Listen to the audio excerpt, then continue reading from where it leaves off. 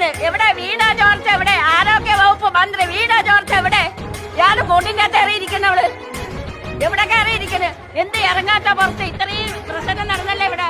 ലൈവായിട്ടെല്ലാം കാണുന്നുണ്ടല്ലോ. എന്നിട്ട് കണ്ണില്ല എന്ന് പറഞ്ഞ് നടിച്ചിരിക്കണ അല്ലേ?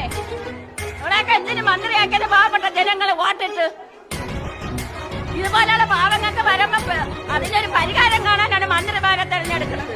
അല്ലാതെ വീട്ടിൽ ഇരുന്ന് സൂഹിക്കാനും അവരെ ബന്ധുക്കൾക്ക് വേണ്ടി ഒത്താസ് ചെയ്യാനും അല്ല.